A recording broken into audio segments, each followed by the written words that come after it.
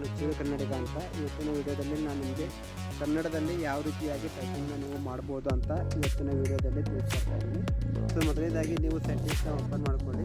ಸೆಟ್ಟಿಂಗ್ಸ್ನ open ಮಾಡ್ಕೊಂಡ ತಕ್ಷಣ ಕೆಳಗೆ ಸ್ವಲ್ಪ ಸ್ಕ್ರೋಲ್ ಡೌನ್ ಮಾಡಿ, ಕೆಳಗೆ ನೀವು ಸ್ವಲ್ಪ ಸ್ಕ್ರೋಲ್ ಡೌನ್ ಮಾಡಿದರೆ ನಿಮಗೆ ಇಲ್ಲೊಂದು ಆಪ್ಷನ್ ಸಿಗುತ್ತೆ, ಜನರಲ್ ಮ್ಯಾನೇಜ್ಮೆಂಟ್ ಅಂತ. ಸೊ ಅದನ್ನು ನೀವು ಸಿಂಪಲಾಗಿ ಇದನ್ನು ನೀವು ಕ್ಲಿಕ್ ಮಾಡ್ಕೊಳ್ಳಿ.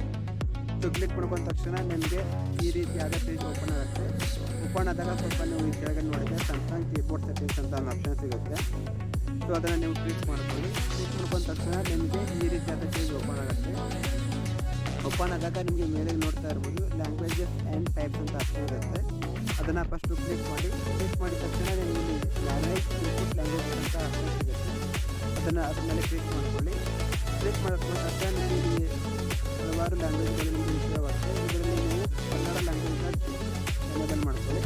ಎನೇಬಲ್ ಮಾಡಿದ ತಕ್ಷಣ ಬ್ಯಾಕ್ ಬಂದಮೇಲೆ ನಿಮಗೆ ಕೆಳಗೆ ಮತ್ತೆ ಸ್ವಲ್ಪ ಸ್ಕ್ರೋಲ್ ಡೌನ್ ಮಾಡಿದರೆ ನೀವು ಮೋರ್ ಟೈಪಿಂಗ್ ಆಪ್ಷನ್ಸ್ ಅಂತ ಒಂದು ನಿಮಗೆ ಆಪ್ಷನ್ ಕಾಣುತ್ತೆ. ಅದ್ರ ಮೇಲೆ ನೀವು ಕ್ಲಿಕ್ ಮಾಡ್ಕೊಳ್ಳಿ.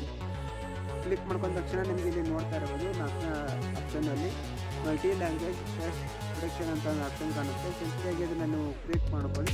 ಕ್ಲಿಕ್ ಮಾಡ್ಕೊಂಡು ಸಾಕು ನಿಮ್ಮ ಮೊಬೈಲಲ್ಲಿ ಕನ್ನಡದಲ್ಲಿ ಟೈಪಿಂಗ್ನ ನೀವು ಮಾಡ್ಬೋದು. ಇಂಗ್ಲೀಷಲ್ಲಿ ಟೈಪ್ ಮಾಡಿದ್ರು ಕೂಡ ಕನ್ನಡದಲ್ಲಿ ಉಪಯೋಗ ಥರ ಇದು ಆಪ್ಷನ್ ಮಾಡ್ಕೋಬೋದು. ಸೊ ನಾನು ಇಲ್ಲಿ ಎಕ್ಸಾಂಪಲ್ ತೋರಿಸ್ತಾ ಇದ್ದೀನಿ ನೋಡಿ ಯಾವ ರೀತಿಯಾಗಿ ಇದು ಕನ್ನಡದಲ್ಲಿ ಟ್ರಾನ್ಸಾಕ್ಷನ್ ಆಗಿದೆ ಅಂತ.